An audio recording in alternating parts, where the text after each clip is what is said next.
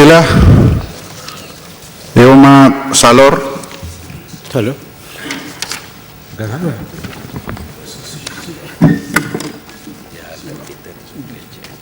Assalamualaikum warahmatullahi wabarakatuh. Bismillahirrahmanirrahim. Alhamdulillah. Salatu wassalamu ala Rasulullah. Hormat Tuan Speaker, saya lebih dulu ucap terima kasih kerana diberikan izin untuk sama-sama mengambil bahagian untuk membahaskan usul yang penting ini. Waqifuhum innahum mas'ulun.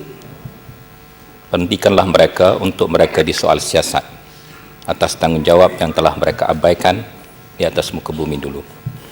Sadaqallahul azim. Saya ucap tahniah kepada Kerajaan Negeri, khususnya Muhammad Menteri Besar yang telah membawa usul ini dan telah memanggil sidang khas ini, di mana di seluruh negara satu-satunya sidang yang bersidang untuk khusus memulihkan semula demokrasi di Mesir dan juga mengembalikan kemanusiaan di Mesir adalah Dewan Undangan Negeri Kelantan.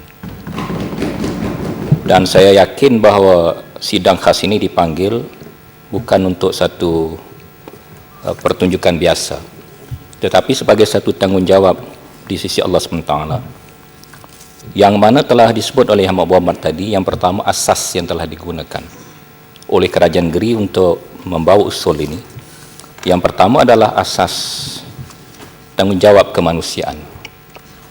Tanggungjawab kemanusiaan tidak mengenal mana-mana sempadan negara, dan dalam kes ini Eropah sebenarnya, walaupun Kok Lanas mengatakan bahawa dari segi hubungan antarabangsa kita tidak patut campur tangan isu ataupun urusan negara lain, tetapi negara Eropah nampaknya lebih bertamadun. Selepas rampasan kuasa dilakukan oleh Al-Sisi, ketua-ketua negara Eropah telah memanggil duta Mesir ke negara mereka masing-masing dan telah memberikan pandangan keras mereka bahawa rampasan kuasa itu adalah salah dari segi amalan demokrasi. Negara kita, Malaysia, tidak memanggil duta Mesir kerana kata Kok Lanas tadi, kita bimbang kesan implikasi daripada tindakan-tindakan kita. Pada hemat saya, kalau Malaysia mempunyai pendirian dalam isu ini, tidak ada menjadi kesalahan, kerana negara ataupun dunia mempunyai nilai-nilai universal. Dan kita, pada pendapat saya, membawa usul ini bukan kita menyokong Mursi seperti yang didakwa oleh Hadun Ketua Pembangkang tadi. Kita ingin memulihkan demokrasi di Mesir, kerana suara rakyat yang telah memilih sebuah kerajaan yang demokratik telah dihilangkan oleh rampasan kuasa ini. Dan asas kedua adalah kewajipan keislaman kita, kerana sebahagian besar yang dibunuh adalah orang-orang Islam di Mesir khususnya, dan mereka hanya hadir untuk menyatakan perasaan mereka dan bantahan mereka terhadap rampasan kuasa itu. Dalam dunia sivil, dunia madani, ini adalah diizinkan. Jadi Selising dan Ketua Pembangkang tadi seakan-akan menyalahkan tunjuk perasaan. Itu diizinkan oleh amalan demokrasi. Dalam undang-undang negara kita juga diizinkan. Dan Ketua Pembangkang nampaknya tak faham apa simbol 4 jari ini, sehingga dikaitkan dengan bersih kerana kuningnya latar belakang ke 4 jari. 4 itu merujuk kepada 4 arba' ataupun rabi' dalam bahasa Arab, dan tempat pembunuhan itu adalah Rabi'ah, iaitu satu medan yang disempurnakan dengan seorang waliullah, Rabi'ah Al-Andawiyah. Dan ini adalah bantahan terhadap rampasan kuasa, bukan di Mesir, bukan membantah kerajaan Malaysia, ya. Dan kalau Melayu digunakan sebagai asas, saya kira adun ke semua adun-adun UMNO ni kena masuk pas lah, kerana di Kelantan ini kerajaan kita adalah kerajaan Melayu. Jadi adakah tuan-tuan Ibu Hormat semua ni nak menghapuskan kepimpinan Melayu yang dipimpin oleh Yang Muhammad Menteri Besar, sehingga adanya parti lain yang menghasut rakyat untuk menolak dasar Islam yang dilaksanakan di Kelantan? Baik, kembali kepada usul ini atas tajuk yang dibawa oleh Ahmad Muhammad Perdana Menteri. Saya kira kita boleh lebarkan ya dua asas yang digunakan Yang Amat Berhormat Menteri Besar tadi telah membawa usul ini, di mana asas yang digunakan adalah memulihkan amalan demokrasi, dan yang kedua adalah menjaga kemanusiaan orang awam mengikut dasar-dasar kemanusiaan antarabangsa dan juga Islam. Di hujung ucapan Yang Amat Berhormat tadi telah disebut juga negara Syria dan negara Myanmar. Saya tak tahu dari segi peraturan Dewan, tetapi kalau boleh dipindah sedikit untuk dimasukkan dalam usul itu sendiri, bukan saja dalam ucapan pembentangan Yang Amat Berhormat tadi, tetapi pada pendapat saya, atas dua asas yang digunakan oleh kerajaan ini, keadaan di Syria dan Myanmar adalah lebih dahsyat dan lebih teruk dan dahsyat daripada apa yang berlaku di Mesir. Kalau itu asas yang kita gunakan, kita kena melebarkan kepada Syria. Kalau dalam ucapan pembentangan tadi ada 6,000 lebih orang awam telah dibunuh sejak rampasan kuasa tentera. Di Syria, pembunuhan telah melebihi 200,000 orang ya, dan yang dipenjara saja 230,000 orang.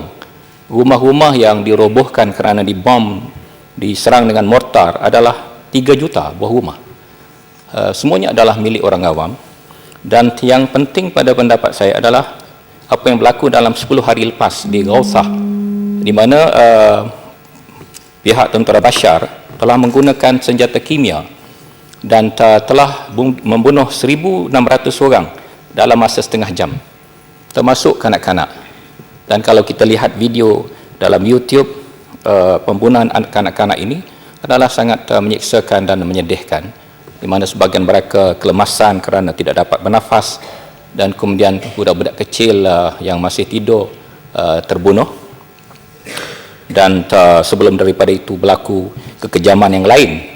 Pada hemat saya, berasaskan kepada laporan dalam YouTube, dalam laporan Al Jazeera dan lain-lain, kekejaman yang berlaku di Syria adalah yang paling dahsyat bagi abad ini. Ia lebih teruk daripada apa yang pernah berlaku dalam perang Bosnia dan Serbia. Dia tidak pernah berlaku di Israel sekejam apa yang berlaku di Syria pada hari ini. Jadi Dewan ini pada pendapat saya kena ada pendirian juga terhadap kekejaman ini. Pada masa yang sama, kita memberikan solidariti kita kepada rakyat Mesir. Dan di Ghouthah itu yang mati adalah sebahagiannya anak-anak, yang boleh menyebabkan kita menyimpulkan bahawa mengapa rejim Bashar yang menggunakan senjata kimia, di mana budak-budak juga terlibat, bukan saja orang dewasa, bukan penentang ya. Budak-budak ini tak gerti lagi penentangan, mereka masih bayi, membawa kesimpulan bahawa sebenarnya niat mereka adalah religious cleansing ataupun ethnic cleansing dengan izin, iaitu untuk menghapuskan pengikut agama Sunni di Syria. Dan kita juga dapati laporan-laporan bahawa hampir 2 juta rakyat asing yang berfahaman lain telah dibawa ke Syria untuk menjadikan Syria adalah ataupun Syam adalah bumi bukan Sunni, padahal asalnya mereka adalah 75% daripada penduduk negara tersebut. Saya bukan nak mengambil pandangan Dewan ini untuk kita campur tangan kerana kita tidak mempunyai kemampuan dari segi politik dan ketenteraan, tetapi rakyat jelata yang menjadi korban adalah lebih dahsyat daripada apa yang terjadi di Mesir, dan harus bagi kita memberikan pandangan kita kepada mereka. Lebih-lebih lagi mereka adalah ahli Syam, dan Syam itu kata Nabi Tuba Bisyam, sebagaimana yang arif Tuan Speaker lebih arif, iaitu Tuba Bisyam sebanyak 3 kali, bertuah bumi Syam. Kenapa? Kerana malaikat membentangkan sayap mereka kepada ahli-ahli Syam. Dan kalau Mesir dianggap sebagai mimbar negara Islam, umat Islam, mereka adalah mufti umat ini, Syria adalah serambi kepada Baitul Maqdis. Kita tidak mungkin dapat membebaskan Baitul Maqdis tanpa membebaskan negara-negara sekitarnya, termasuklah pintu Gaza yang telah disekat oleh As-Sisi, seperti yang disebut oleh Yang Berhormat Kok Lanas tadi. Saya mengucap terima kasih pada rakan saya yang telah memberikan ucapan yang baik bagi menyokong usul ini dan memahami latar belakang kedudukan rempasan kuasa ini dari perspektif yang benar, iaitu pengaruh dan peranan Israel di belakang rempasan kuasa ini. Dan saya kira pendekatan yang kita ambil adalah pandangan-pandangan yang sama seperti ini boleh menguatkan ukhuwah kita, solidariti kita.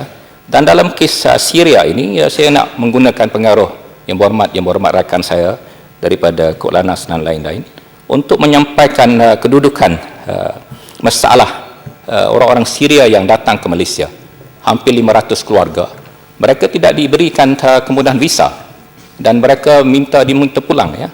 Dan mereka, anak-anak mereka yang duduk di sini tidak diizinkan untuk belajar di sekolah kerajaan. Sedangkan kita kata kita mempunyai solidariti Islam. Di Turki, saya dipahamkan tiap-tiap orang Syria yang masuk ke Turki, mereka otomatik dapat visa selama 1 tahun.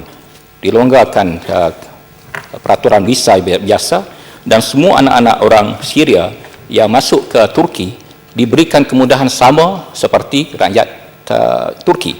Mereka boleh belajar dan ibu bapa mereka boleh bekerja, dan ini adalah satu tanda solidariti Islam yang sebenar. Dan kenapa kerajaan Malaysia tidak mengamalkan solidariti yang sama?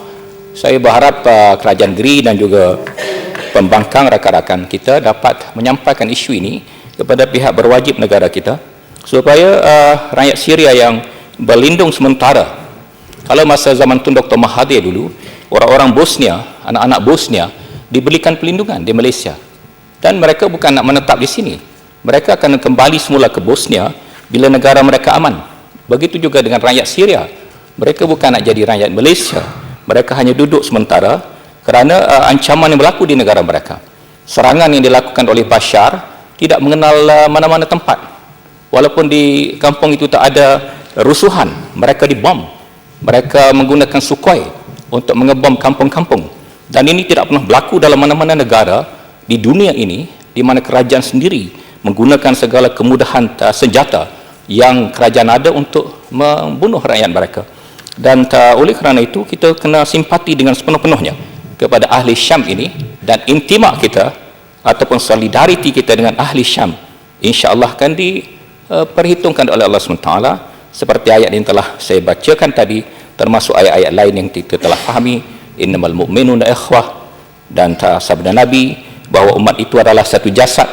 Kalau mereka menderita, wajib bagi anggota tubuh yang lain membantu penderitaan mereka. Dan pandangan ketua pembangkang tadi adalah lari jauh daripada asas-asas agama kita, dan pandangan Kok Lanas tadi saya kira lebih mewakili pandangan yang lebih nasabah dalam usul ini.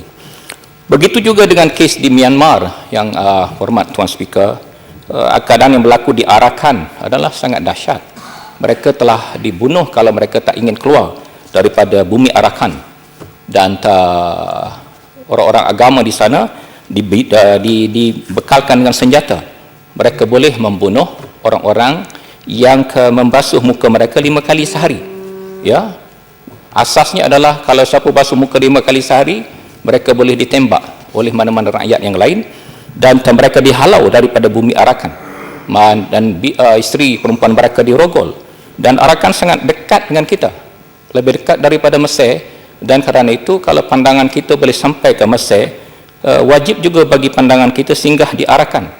Dan saya cadangkan kerajaan Kelantan menganjurkan satu sidang serantau bagi isu Arakan, kerana negara-negara ASEAN tidak memberikan perhatian, dan pembunuhan di Arakan dibiarkan begitu sahaja, dan ini akan semua dipertanggungjawabkan kepada kita di akhirat nanti, sekurang-kurang dari segi kita menghantar prihatin kita kepada mereka. Dan sekarang makanan di Syria, khususnya bagi pelarian-pelarian di luar daripada Turki, adalah sangat menyedihkan. Sekarang musim panas, di mana siang harinya sangat panas tetapi malam harinya sangat dingin, dan mereka ramai yang mati kerana kekurangan makanan, dan sebahagian daripada ulama mereka telah memfatwakan mereka boleh makan kucing sebagai tanda bahawa daruratnya keadaan mereka. Jadi kita dah nak masuk bulan Zulhijjah di mana kita berkorban, dan korban kita di Malaysia, di Kelantan ini khususnya, boleh disalurkan sebahagiannya untuk umat yang sedang menderita begitu sekali, dan kita tidak harus untuk berkorban melebihi daripada apa yang sepatutnya, sedangkan kedudukan umat kita adalah memerlukan Dan saya rasa solidariti ini perlu diluaskan, ya, iaitu kita, kalau kita boleh berbelanja dan hidup dengan cara yang agak selesa, kita kena ingat teman-teman kita yang bukan saja tidak dapat hidup selesa, tetapi mereka berjuang di antara hidup dan mati, dan anak-anak mereka yang kecil yang telah dibom, yang sakit, yang tidak mempunyai rawatan. Ini semua memerlukan keprihatinan yang khusus daripada kita pejuang Islam. Dan saya yakin kerajaan negeri, pimpinan Yang Berhormat Menteri Besar akan menghulurkan bantuan yang sewajibnya ataupun yang sepatutnya, dan juga menggalakkan kita, rakyat kita, untuk membantu mereka. Akhir sekali, saya yakin bahawa kerajaan negeri selepas usul ini diluluskan mempunyai rencana mereka sendiri, seperti yang disebut oleh Yang Berhormat daripada Tawang tadi, yang telah memberikan latar belakang yang begitu kemas daripada satu pengajian ataupun studi yang begitu baik, keseluruhan latar belakang tersebut. Tapi malangnya Ketua Pembangkang tak boleh faham latar belakang tersebut, ya, mengaitkan isu ini dengan isu-isu negara kita secara sembrono. Saya kira kita kena serius dengan usul ini dan tidak mengambil kesempatan untuk membincangkan hal-hal remeh-temeh dalam negara kita. Dan ada masanya kita kena bersatu hati dalam satu-satu masalah dan satu-satu isu. Dan apa yang dicadangkan oleh Tawang tadi, bahawa kita, kerajaan negeri, membawa usul ini kepada pihak yang lebih berwibawa, kepada kerajaan Malaysia, kepada OIC, kepada ACC sendiri. Mungkin perlu kita hantar rombongan untuk pergi jumpa ACC dan membawa usul ini. Dan saya kira mereka tidak akan tembak ahli Parlimen Tawang kalau ahli Parlimen Tawang ditanggungjawabkan membawa usul ini. Dan kalau Tawang tak cukup belanja untuk tambang kapal terbang, selalu insya-Allah boleh dermalah sikit allowance pada hari ini untuk tambang kapal terbang tersebut. Dan begitu juga dengan Arakan dan Syria. Walaupun suara kita kecil ibarat suara semut, walaupun kita hanya semut di tepi jalanan, tetapi kita harus bersuara, dan insya-Allah Allah gemakan suara kita. Kalau Nabi Ibrahim masa dia menyuruh orang pergi haji, tak ada siapa dengar, tak ada mikrofon, tak ada rakaman, tak ada tape recorder, tak ada SMS, tak ada WhatsApp, tetapi suara seruan Nabi Ibrahim sampai hari ini kedengaran. Dan tiap-tiap bulan haji, orang akan berduyun-duyun pergi. Insya-Allah suara kita yang kecil ini akan bergema kuat sehingga mereka ketakutan dan memberikan perhatian yang sewajarnya. Dan serangan Amerika yang mungkin akan berlaku ke atas Syria akan memburukkan keadaan. Dan insya-Allah kita berdoa rakyat Syria dan juga rakyat Mesir dan Arakan dilindungi oleh Allah SWT. Saya memohon menyokong usul ini. Sekian, wassalamualaikum warahmatullahi wabarakatuh.